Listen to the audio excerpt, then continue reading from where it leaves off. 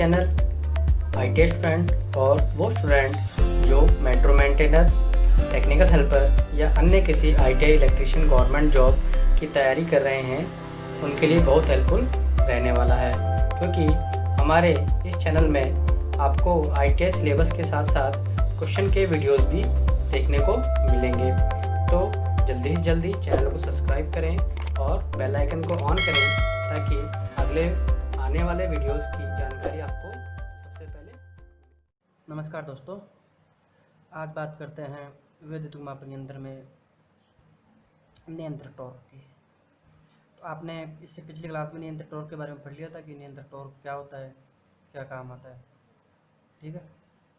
लेकिन देखो, नियंत्रण टॉर्क अपन कैसे कैसे लगा सकते हैं, ये देखो दो प्रकार का है। सबसे पहले देखो क्या है, विद्युत मापन यंत्र।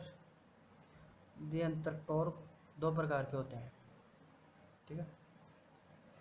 पहला है स्प्रिंग नियंत्रण प्रणाली, दूसरा है गुरुत्व नियंत्रण प्रणाली। तो सबसे पहले अपन फर्स्ट पढ़ते हैं स्प्रिंग नियंत्रण प्रणाली।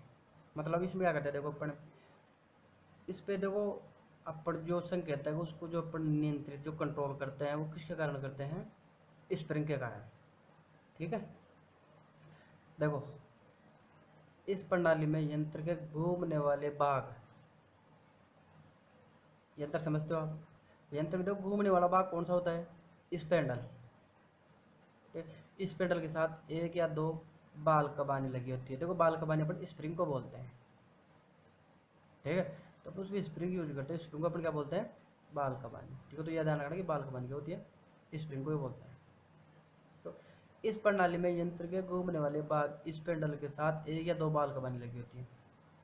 मतलब एक स्पेंडल एक रोड होती है, उस रोड पे अपन क्या करते हैं, एक या दो स्प्रिंग प्रयोग करते हैं या एक या दो बाल कबानी लगाते हैं, जिससे एक कसेगी और एक खुलेगी, दोनों आपस में विपरीत कार्य करेगी। देखो यदि दो स्प्रिंग प्रयोग की जाती है तो इस पेडल के घूमने से एक बाल कबानी कसती है तो दूसरी खुलती है। मतलब देखो एक बाल कबानी को अपन कसेंगे तो दूसरी ऑटोमेटिक खुलेगी, मतलब विपरीत लगाते हैं दोनों को।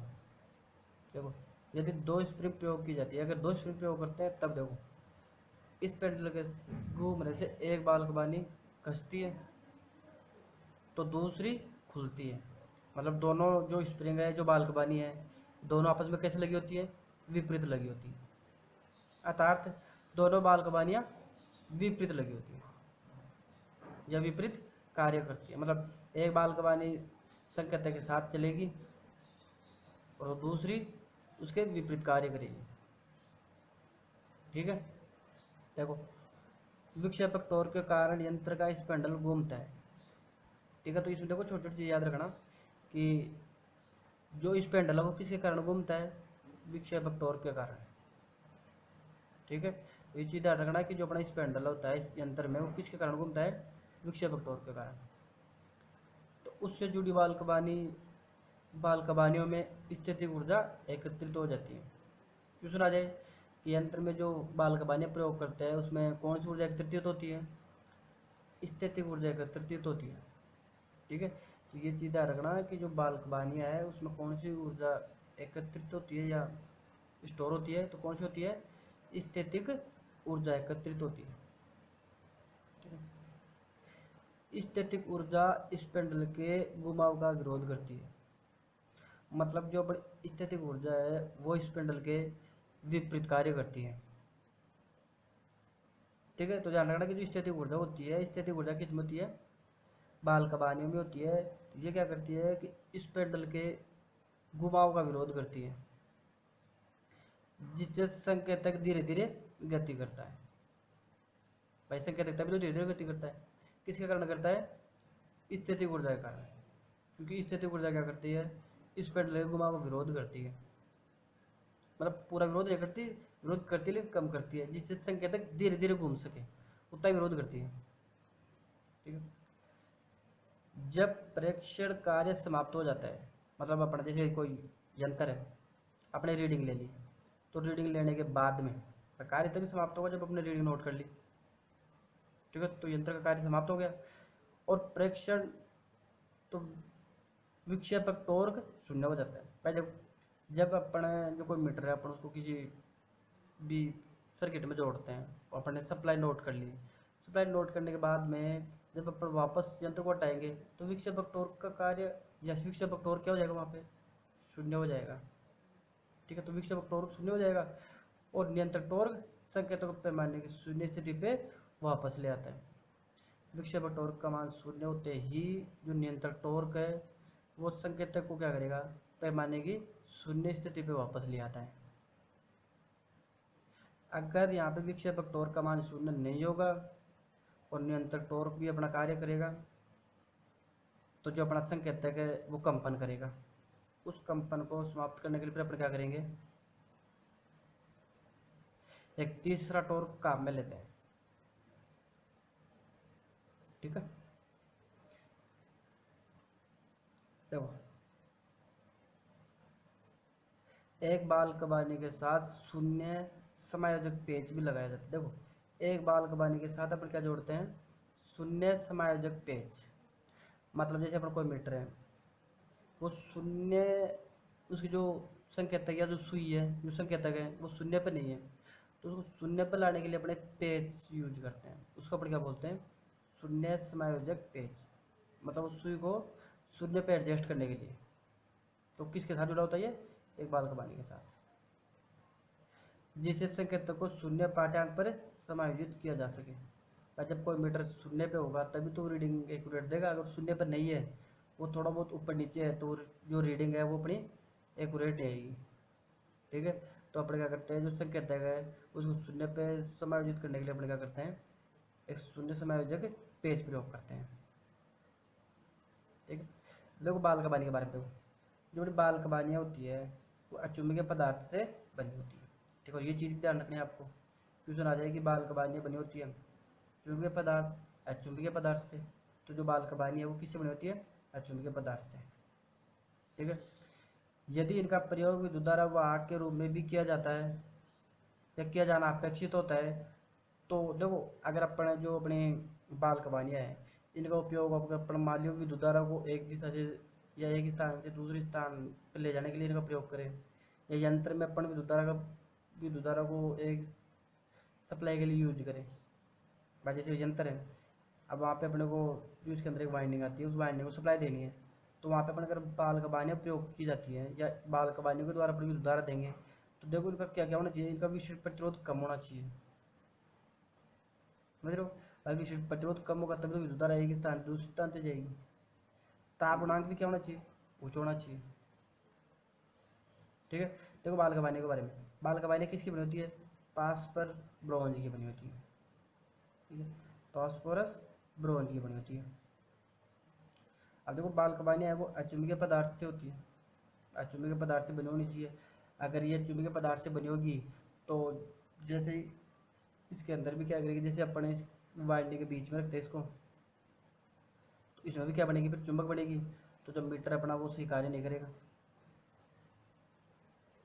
ठीक है, तो बाल कबानी किसकी बनी होनी चाहिए, अचुंबकीय पदार्थ। क्यों, क्योंकि देखो ये क्या है कि अपने पास एक वाइंडिंग होती है तांबे की, तांबे की वाइंडिंग के अंदर होती है बाल कबानी, तो ये क्या करेगी, फिर खुद भी ये चुंबक की बात ही कार्य करेगी, तो मीटर है जो अपना रीडिंग नहीं दर्शाएगा।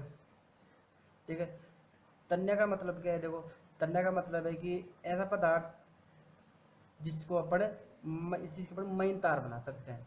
तो बाल कबानी तो देखो मीटर होता है, तो मीटर में बिल्कुल बारीक होती है, अपन जो बाल होते हैं उससे थोड़ी बहुत मोटी आती है। ठीक है, तन्य का मतलब क्या होता है, जिसको अपन महीन तार भी बना सकते हैं। निम्न विशिष्ट प्रतिरोध में प्रतिरोध कम होना चाहिए, तभी बाल कबानी कार्य करेगी, तभी विद्युत धारा प्रवाह होगी। ताप गुणांक भी देखो उच्च होना चाहिए। ठीक है, और थोड़ा टेम्परेचर भी इनका थोड़ा हाई होना चाहिए, और मिश्र धातु होती है। ठीक है, ये तो था देखो इसका बेसिक। एक बार अपन इसका डायग्राम देख लेते हैं कि बाल कबानी कैसे जुड़ी होती है, क्या होती है। ठीक है, तो एक बार अपन इसका डायग्राम देखते हैं। देखो डायग्राम सुंदर तो नहीं है लेकिन फिर भी बेसिक एक बार देख लेते अपन, मोटी मोटी चीज़ देख लेते एक बार, मीटर में लगी होती है। ठीक है, स्प्रिंग नियंत्रण प्रणाली है। देखो इसमें पहले क्या क्या लगा होता है, देखो सबसे पहले ये तो आपने पढ़ लिया, ये क्या है, पैमाना या फिर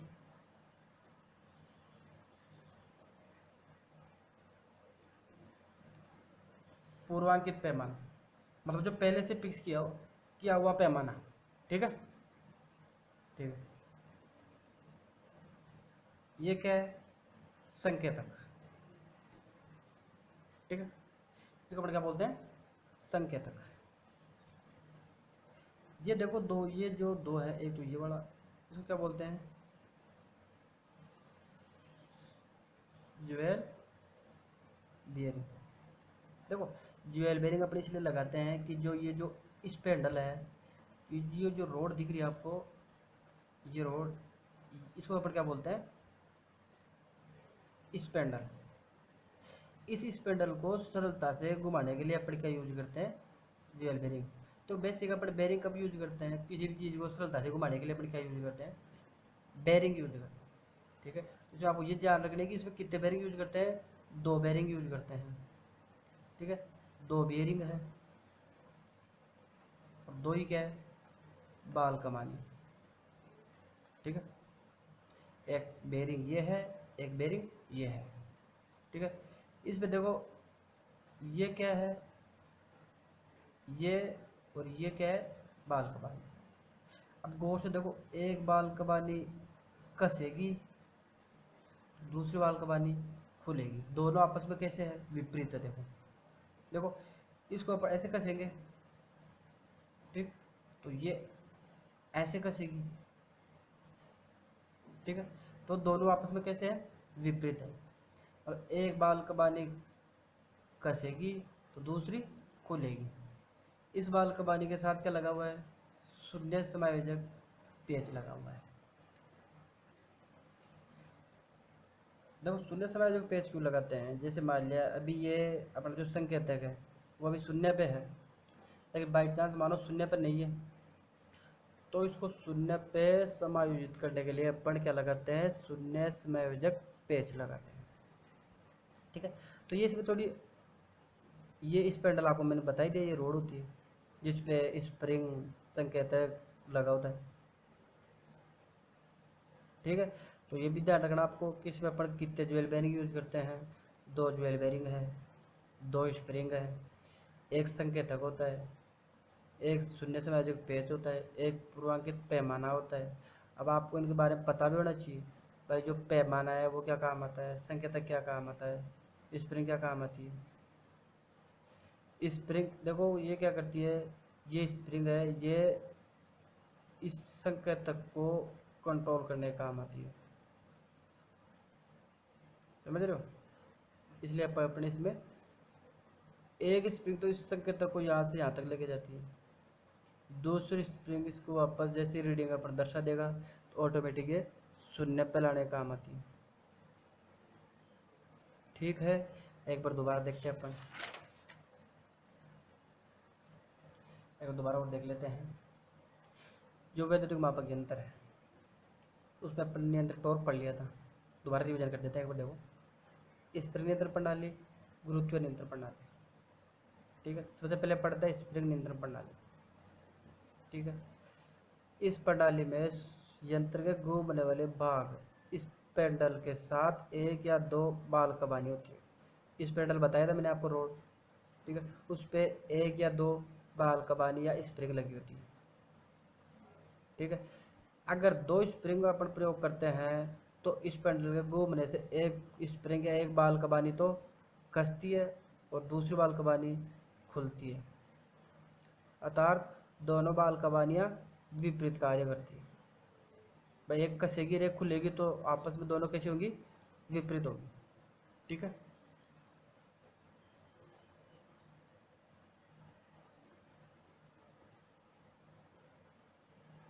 विक्षेपक टॉर्क के कारण यंत्र का स्पेंडल घूमता है। देखो स्पेंडल किसके कारण घूम रहा है? विक्षेपक टॉर्क के कारण। ये भी क्वेश्चन है, विद्युत मापक यंत्र में जो स्पेंडल है वो किसके कारण घूमता है? विक्षेपक टॉर्क के कारण। तो विक्षेपक टॉर्क के कारण यंत्र का जो स्पेंडल घूमता है तो उससे जुड़ी बाल कमानियों में स्थितिक ऊर्जा एकत्रित हो जाती है। क्वेश्चन आ जाएगी, स्थितिक ऊर्जा यंत्र में किस में पैदा होती है? बाल कमानियों में। किस में होती है? बाल कबानियों में जब आ जाए कि बाल कबानियों में कौन सी ऊर्जा पैदा होती है, गतिज ऊर्जा, स्थितिक ऊर्जा या वैद्युतिक ऊर्जा या चुंबकीय ऊर्जा। तो कौन सी होती है, स्थितिक ऊर्जा पैदा हो जाती है। इस स्थितिक ऊर्जा इस पेंडल के घुमाव का विरोध करती है। ठीक है, दूसरा आ जाएगी जो स्थितिक ऊर्जा है वो किसका विरोध करती है, इस पेंडल के घुमाव का। इस पेंडल का विरोध नहीं करती है, इस पेंडल के घूमने का विरोध करती है। ठीक है, तो दूसरा आ जाएगी स्थितिक ऊर्जा किसका विरोध करती है, इस पेंडल के घुमाव का विरोध करती है। इस पेंडल का विरोध नहीं करती है, इस पेंडल के घुमाव या उसकी घुमाव की जो गति है उसका विरोध करती है, जिससे संकेतक धीरे धीरे गति करता है। पर विरोध पूरा विरोध नहीं करती है, कम करती है, इतना ही करती है जिससे कि यह संकेतक धीरे धीरे घूम सके। अगर तेज घूमेगा तो उसकी जो संकेतक है वो आगे जाके टकराएगा, जिससे ये टूट सकता है। इसलिए अपन इस पे जो इस पेंडल है स्थितिक ऊर्जा है उस पेंडल के विपरीत कार्य करती है, जिससे संकेतक धीरे धीरे जाए आगे जाके टकरा के टूटे नहीं। जब परीक्षण कार्य समाप्त हो जाता है, देखो परीक्षण कार्य का मतलब है जब अपन रीडिंग नोट कर लेते हैं, तो जब रीडिंग नोट कर लेते हैं तो वहाँ पे विक्षेपक टॉर्क का जो मान है वो क्या हो जाता है, शून्य हो जाता है। और देखो मीटर पे जब अपन ने उसको सर्किट में लगाया, जब वो रीडिंग दर्शा के जिस उसका संकेतक फिक्स रीडिंग दर्शा देता है ना, दर्शाने के बाद में उस पर जो उसका जो विक्षेपक टॉर्क है उसका मान क्या हो जाता है, 0 हो जाता है। आप उसको चाहे सप्लाई से हटाओ चाहे मत हटाओ, लेकिन वहाँ पे विक्षेपक टॉर्क का मान क्या होता है, 0 होता है। ठीक है, विक्षेपक टॉर्क का मान 0 हो जाता है, तो नियंत्रक टॉर्क संकेतों को पैमाने की शून्य स्थिति पर वापस ले आता है। जैसे सप्लाई ऑफ करेंगे तो जो उसका नियंत्रक टॉर्क है वो पैमाने को शून्य स्थिति पर वापस ले आता है।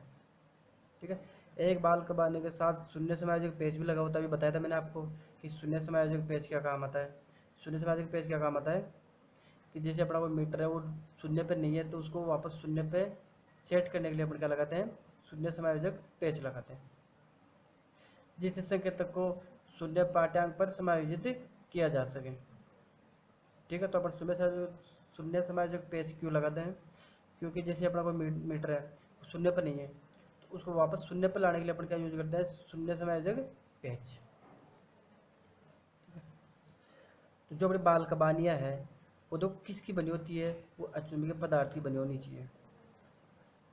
यदि इनका प्रयोग द्वारा वाहक के रूप में भी किया जाना अपेक्षित हो, अगर मान लो अपन जो अपनी बाल कबानियाँ हैं इनका उपयोग अपन विद्युतधारा के लिए करते हैं, भाई विद्युतधारा को इससे अपन प्रोवाइड करेंगे, तो इसके लिए इसका विशिष्ट प्रतिरोध कम होना चाहिए, ताप गुणांक उच्च होना चाहिए। ठीक है, तो बाल कबानियाँ किसकी बनी होती है, फास्फोरस ब्रोंज की बनी होती है। ये याद रखना आपको, कभी भी आ जाएगी जो यंत्र की जो बाल कबानियाँ है या जो स्प्रिंग है वो किसकी बनी होती है, फास्फोरस ब्रोंज की बनी होती है। ठीक है, और ये कौन से पदार्थ की बनती है, अचुंबकीय पदार्थ की बनती है। देखो तन्य क्या होता है, तन्य मतलब ये है जिसकी जो अपन महीन तार बना सके वो होता है तन्य। निम्न विशिष्ट प्रतिरोध, अगर प्रतिरोध कम होगा तो उसमें विद्युत धारा प्रवाहित होगी, अगर विशिष्ट प्रतिरोध अधिक होगा तो विद्युत धारा प्रवाहित नहीं होगी, क्योंकि ये विशिष्ट प्रतिरोध है तो ये क्या कर लेगा, ड्रॉप कर लेगा। और ताप गुणांक भी क्या होना चाहिए, उच्च ताप गुणांक उच्च होना चाहिए। देखो ताप गुणांक उच्च होगा तो अपन जैसे इसमें विद्युत धारा प्रवाहित करेंगे तो ये गर्म होगी, अगर गर्म होगा ताप गुणांक उच्च होगा तो ये कार्य करेगी, ताप गुणांक कम होगा तो ये पिघल के टूट जाएगी। और जो अपन जो स्प्रिंग बनाते हैं वो कौन सी धातु बनाते हैं, मिश्र धातु। ठीक है, तो यह था अपना वैद्युत माप यंत्र में स्प्रिंग यंत्र प्रणाली। ठीक है दोस्तों, अगर कोई चीज़ समझ में नहीं आए तो कमेंट्स में ज़रूर बताना भाई ये चीज़ समझ में नहीं आई हो। अच्छा लगे तो लाइक और शेयर करना। ठीक है, बाय।